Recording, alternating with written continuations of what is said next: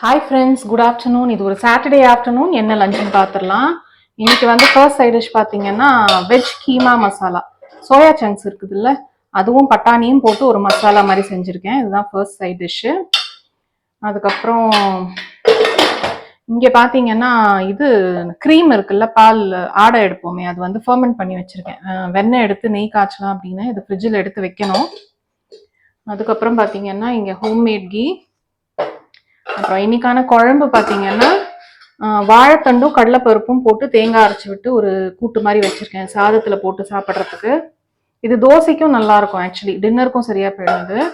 அதுக்கப்புறம் பார்த்தீங்கன்னா இன்னைக்கு சிறுகீரை வந்து பருப்பெல்லாம் போடாம சும்மா அப்படியே கடைஞ்சி வடகம் போட்டு தாளிச்சு வச்சிருக்கேன். ஸோ இது வந்து ரைஸ்லயும் போட்டு சாப்பிடலாம், தொட்டும் சாப்பிடலாம், நல்லா இருக்கும். அதுக்கப்புறம் பார்த்தீங்கன்னா ஹோம்மேட் கீ. அதுக்கப்புறம் இங்கே சாதம் வடிய விட்டுருக்கேன்.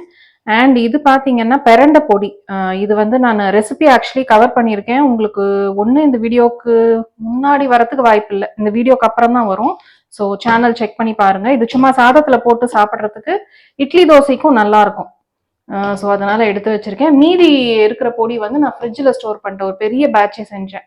ஸோ கொஞ்சம் எடுத்து வச்சுக்கலாம் அப்படின்னு. ஏன் அப்படின்னா இது வந்து ஃபுல்லாகவே எண்ணெய் போட்டு வதக்கி செய்யறது. ஸோ ரொம்ப நாள் வந்து வெளியில இருந்துச்சுன்னா ஒரு மாதிரி எண்ணெய் வாசம் வரும் சொல்லுவாங்கல்ல, அதனால கொஞ்சோண்டு மட்டும் எடுத்து வெளியில வச்சுட்டு மீதி வந்து நான் வந்து ஃப்ரிட்ஜில் ஸ்டோர் பண்ணிட்டேன். ஸோ இதுதான் எங்களுடைய சாட்டர்டே லஞ்ச்.